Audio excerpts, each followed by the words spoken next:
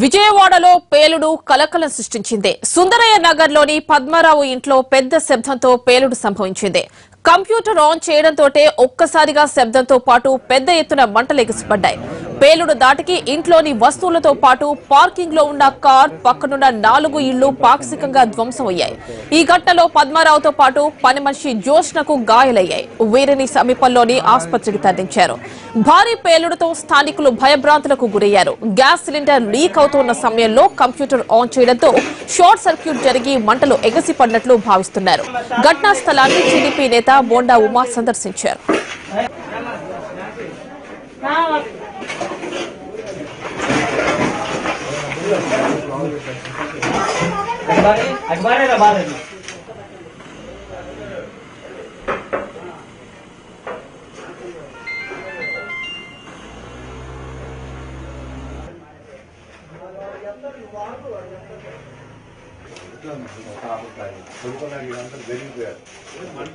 ఎందుకంటే ఒకేసారి ఉన్నారు ఇది ఇది అవుతుంది అదే కానీ గ్యాస్ సిలిండర్ అయితే మరి మాట బయటకు వచ్చేసి రూమ్ అంతా పట్టేసి గోడకు పట్టేసి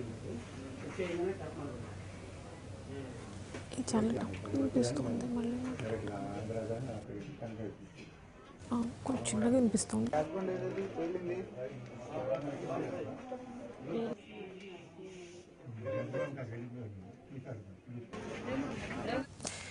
విజయవాడలో పేలుడుకు సంబంధించి మరిన్ని డీటెయిల్స్ మా ప్రతినిధి హరీష్ అందిస్తారు. Harish, over to you. శివారు ప్రాంతంలో ఉన్నటువంటి సుందరయ్య నగర్లో తెల్లవారుజామున జరిగినటువంటి భారీ పేలుడు స్థానికంగా తీవ్ర కలకలం సృష్టించింది. ఈ ప్రమాదంలో 2 ఫ్లోర్లు ఉన్నటువంటి ఇల్లు పూర్తిగా ధ్వంసం కావడంతో పాటుగా పక్కన చుట్టుపక్కల ఉన్నటువంటి 4 ఇళ్లలో కూడా పేలుడు దాటికి సంబంధించినటువంటి ప్రమాదం స్పష్టంగా కనిపిస్తున్నటువంటి పరిస్థితి ప్రస్తుతం మనం చూస్తున్నాం. ప్రమాదం జరిగినటువంటి ప్రాంతం వంటగది ప్రాంతంలో ఓ ఇంట్లో ఈ ప్రమాదం జరిగింది. గ్యాస్ లీకేజీకి సంబంధించినటువంటి కారణంగా ఈ ప్రమాదం జరిగిందని చెప్పి ప్రాథమికంగా అంచనా వేస్తున్నారు. భారీగా పేలుడు శబ్దం రావడంతో సిమెంట్కి సంబంధించినటువంటి కన్స్ట్రక్షన్ అంతా కూడా పూర్తిగా ధ్వంసమైంది. 2 ఫ్లోర్స్లో కూడా పూర్తిగా ఇల్లు మాత్రం పూర్తిగా పనికి రాకుండా పోయినటువంటి పరిస్థితి. చుట్టుపక్కల ఉన్నటువంటి ఇళ్లు కూడా దాదాపుగా ప్రహరీ గోడలు, ప్రధానమైనటువంటి సిమెంట్ కట్టడాలకు సంబంధించినటువంటి కన్స్ట్రక్షన్ ఏదైతే ఉందో అదంతా కూడా ధ్వంసమైపోయినటువంటి పరిస్థితి.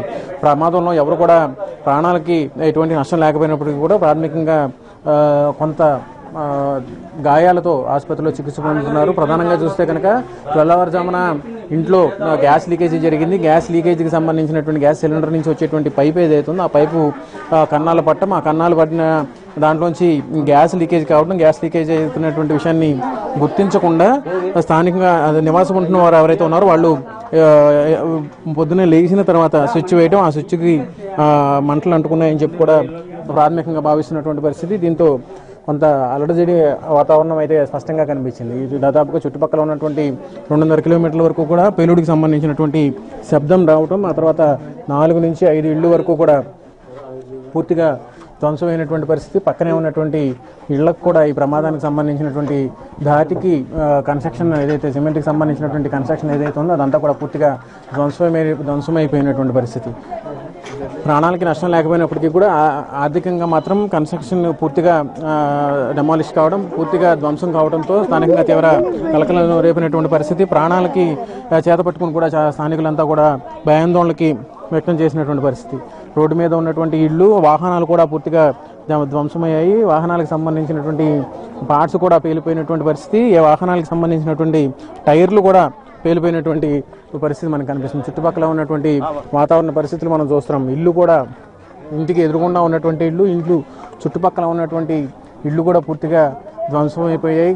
కన్స్ట్రక్షన్కి సంబంధించినటువంటి నిర్మాణాలు ఏవైతే ఉన్నాయో అవన్నీ కూడా పూర్తిగా ధ్వంసమైపోయాయి. రోడ్ల మీదకి చల్లాచెదరగా ఎగిరి పడిపోయినటువంటి పరిస్థితి. వాహనాలు, అదేవిధంగా సైకిల్స్కి సంబంధించినటువంటి ఇవి కూడా ప్రమాదంలో తీవ్రంగా నిజరుజు అయిపోయింది. స్థానికులకి ఎటువంటి ప్రాణ నష్టం అయితే జరగలేదు. అంటే మీరు చూసారా అసలు అలా ఏం జరిగింది, ఎప్పుడు జరిగింది, ఏం జరిగింది, ఏం జరిగింది, అసలు ఏం జరిగింది, మీరేం చూసారు? మేము చూసినప్పుడు బంటలు బాగా వచ్చాయండి. ఒకేసారి సౌండ్ బాగా పెద్దది వచ్చింది. బయట పని చేస్తుంటే దెబ్బ పారిపోయాం ఆ సౌండ్కి. అంతే, అందరూ బయటకు వచ్చారు. అందరూ బయటకు వచ్చి అందరూ ఫోన్ చేశారు కరెంట్ వాళ్ళకి. ముందు కరెంట్ వాళ్ళు వచ్చారండి. కరెంట్ వాళ్ళు పక్కనే ఇంట్లో ఉన్నట్టున్నారు. అసలు ఏం జరిగింది? ఏం జరిగిందో తెలియదండి. పెద్ద సౌండ్ వచ్చింది. ఆ రేకులు సీలింగ్ ఇరిగి మా మీద పడిపోయినాయి. ఆ సౌండ్కి గబక్కని పరిగెత్తుకొని బయటకు వచ్చేసి నాకు కాసేపటి వరకు కూడా నాకేం తెలియలేదండి. చుట్టుపక్కల వాళ్ళు కూర్చోబెట్టి మంచినీళ్ళు అయి పట్టారు. తర్వాత వచ్చి లోపల చూస్తే మొత్తం గోడ మొత్తం బీట్లు ఇచ్చేస్తుంది. రేకులన్నీ పగిలిపోయింది సార్. అదే తెలుసు నాకు. ప్రాణాలకు ఏమైనా ఇబ్బంది ఉందా? ప్రాణాలకి ఏమి ఇబ్బంది లేదండి. ఆ జరిగిన సిచ్యువేషన్ మాత్రం మర్చిపోలేము. కాకపోతే చాలా సౌండ్ వచ్చింది సార్. అది మాత్రం ఆ సౌండ్కి జనం అంతా కూడా భయపడిపోయి వీధిలోకి వచ్చేసాం. ఇల్లు అవి వదిలేసేసి ఒక 5 ఇళ్ళు వరకు డ్యామేజ్ అయింది సార్. మొత్తం మీద 6 నెలల క్రితం కూడా ఇదే రకమైనటువంటి ప్రమాదం విజయవాడ పటమట ప్రాంతంలో పంటకాల రోడ్లు ఇదే రకమైనటువంటి ప్రమాదం జరిగింది. అప్పుడు కూడా గ్యాస్ సిలిండర్కి సంబంధించినటువంటి ప్రమాదమే ఈ ప్రమాదానికి ప్రధాన కారణంగా భావించినటువంటి పరిస్థితి. అయితే ఇప్పుడు జరిగినటువంటి ప్రమాదంలో ఎవరికి కూడా ప్రాణ నష్టం లేకపోయినప్పుడు స్వల్ప గాయాలతో బయటపడారు. అయితే ఆస్తి నష్టం మాత్రం భారీగా ఉంది. చుట్టుపక్కల ఉన్నటువంటి ఇళ్లు కూడా పూర్తిగా ధ్వంసం కావడం, వాహనాలు అదేవిధంగా సైకిళ్లు ఇతరత్ర సామాగ్రి మొత్తం పూర్తిగా పాడైపోవడం, ధ్వంసమైపోయినటువంటి నేపథ్యంలో జరిగినటువంటి ప్రమాదాన్ని షాక్ నుంచి తేరుకోవడానికి స్థానికులకి చాలా సమయం పట్టేటువంటి పరిస్థితి.